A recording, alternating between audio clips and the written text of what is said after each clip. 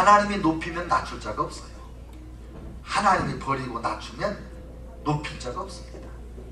하나님이 우리를 높여주시도록 우리는 그저 낮아지기만을 힘쓰고 섬기기만을 힘쓰고 상대방 다른 사람들의 행복만을 위해서 살면 높여주시는 건 하나님이 하신다 이거예요. 하나님이 우리 예수님이 가르쳐 주신 게 뭐예요?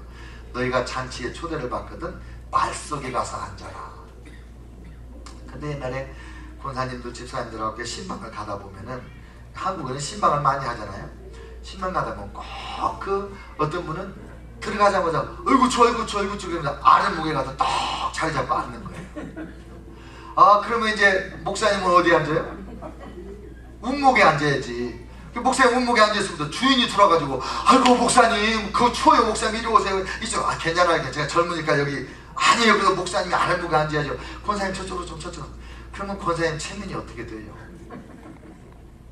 예수님 뭐라고 그러세요? 말석에 가서 앉아라.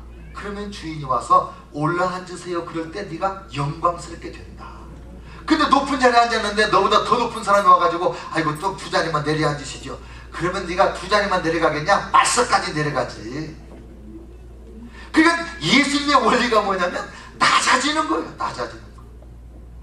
어떻게 하든지 나는 생각지도 않고 예수님 제일 생각하고 다른 사람 두 번째 생각하고 나는 그냥 잊어버리고 열심히 사는 거예요. 그랬더니 하나님이 가장 높여주시는 거죠. 그리고 성경에 있는 모든 가르침, 인류 역사의 가장 중요한 한 문장을 말하라면 예수 그리스도는 주님이시다 그거예요.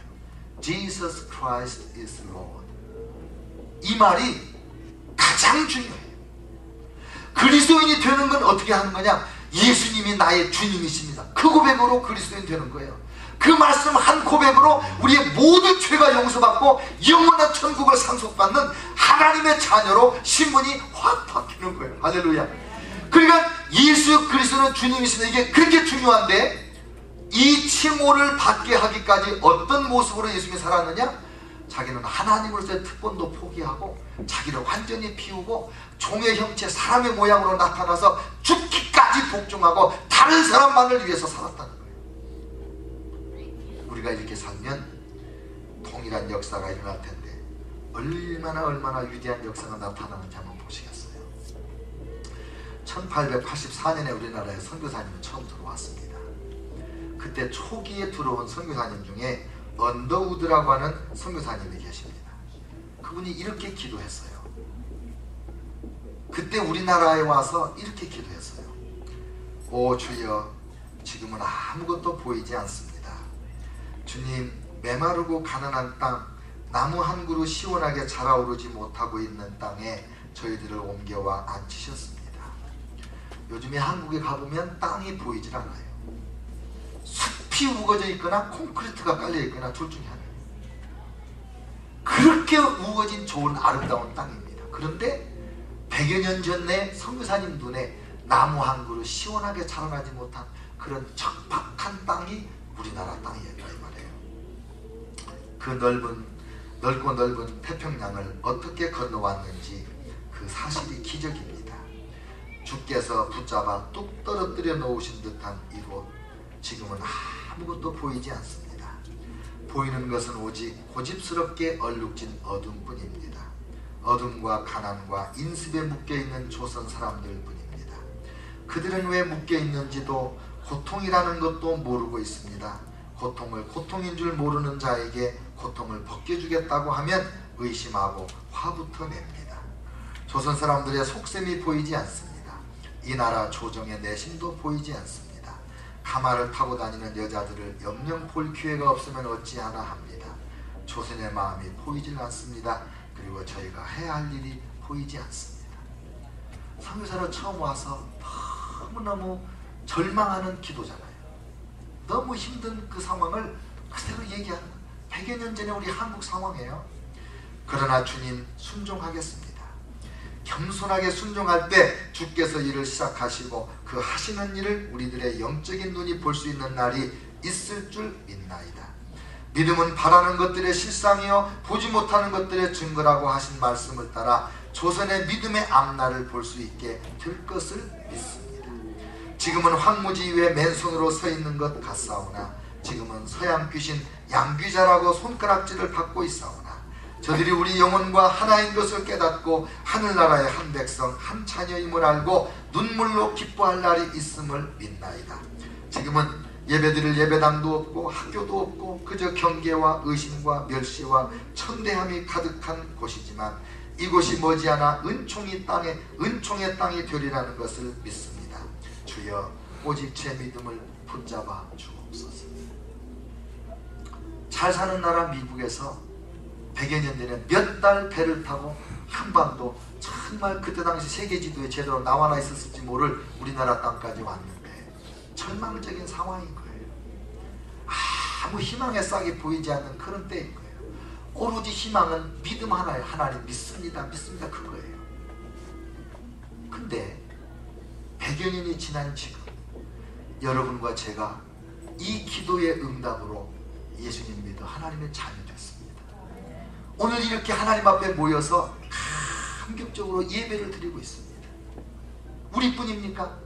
얼마나 많은 교회, 얼마나 많은 성도들이 하나님을 예배하고 주님을 위해서 충성을 다 바치고 주님을 위해서 음악으로, 몸으로, 예술로, 스포츠로 모든 분야에서 예수님을 높이려고 정말 애쓰는 성도들이 얼마나 많아졌습니까?